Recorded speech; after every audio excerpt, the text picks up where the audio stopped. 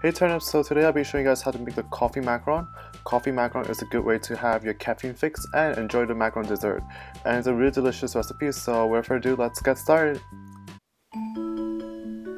So that's my granulated sugar, my egg whites, my coffee powder mix, and that's my almond meal and my confectioner sugar.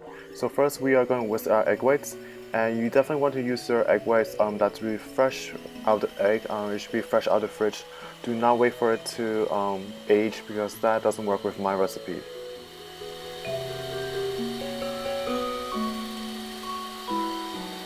And once we have reached a beautiful cloudy consistency, we are going to sprinkle in our granulated sugar, and you can sprinkle them all at once because we will be whisking at a relatively high speed, and it will be incorporated into the egg whites so it will be relatively uniform and even.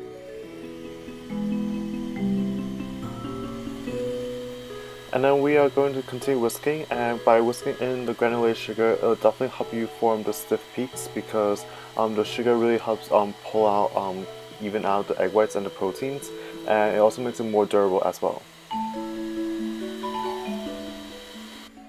So at this point, your egg whites should look relatively shiny, and once you have achieved stiff peaks where your peak of your whisk has a sharp point, we are going to tap off the excess egg white on the edge of our mixing bowl, and we're going to proceed on to the next step.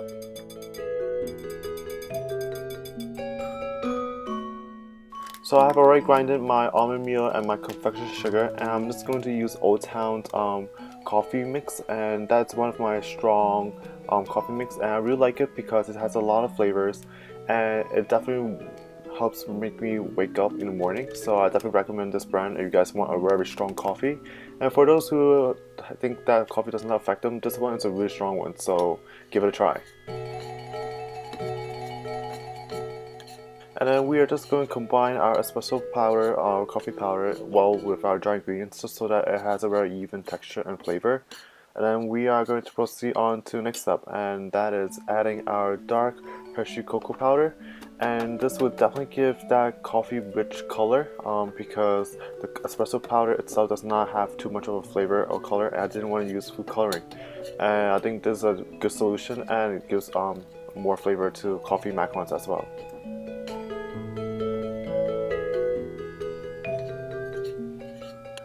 So you can also mix that in. I also took a shortcut, but usually I recommend people to use a sifter to sift the dark cocoa powder because it's usually kind of chunky. So if you want to like distribute the cocoa powder evenly, that would be a good way to do that. And now we are going to slide in all of our dry ingredients into our egg whites, and we are going to prepare folding the macaron batter.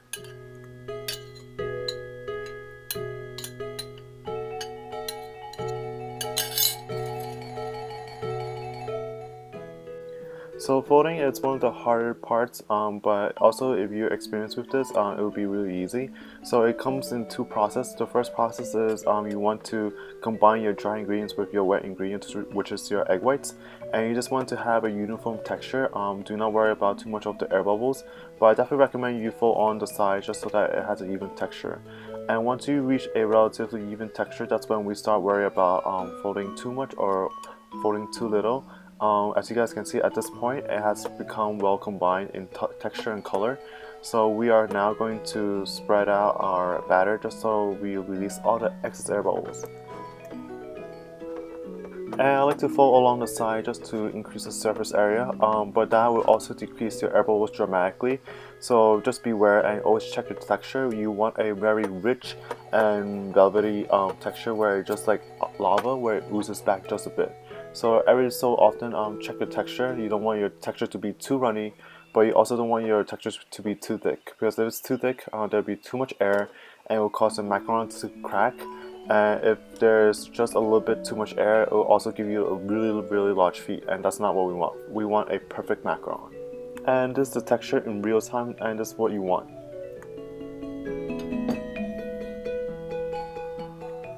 So I'll pour my macaron batter into a piping bag, and I'm going to pipe with a Wilton number 12 piping circle tip, and we are just going to pipe directly onto our silk pad or parchment paper.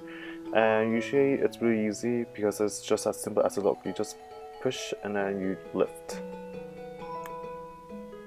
And I've been using this soap pack for 3 years, and it has been serving me lots of macarons, and I think it's definitely worth an investment if you plan to make and bake a lot.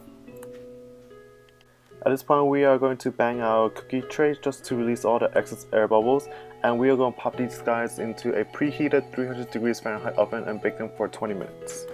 And these bad boys are for China Care Pollock. I decided to go with a very cute wintry theme. I just sprinkled some confection sugar just to make it look like snow. And I think it looks really cute, so definitely give this a try, especially now that the holidays are coming up. Hey Turnips, thank you guys so much for watching. I hope you guys enjoyed this easy tutorial on how to make the coffee macaron. And if you guys missed my last video, I made the 5 spice macaron, so that's a very unique flavor. So definitely go ahead and check it out. And if you guys haven't done so, hit that subscribe button so I can bring more sweetness to your life. And of course, I have Twitter, Facebook, and Instagram, so follow me on those social media as well. So I have a couple of finals coming up, so I will not be posting more videos until later on in the month, just to let you guys know. But hopefully you guys enjoyed this early holiday present, and I'll see you guys next time. Bye!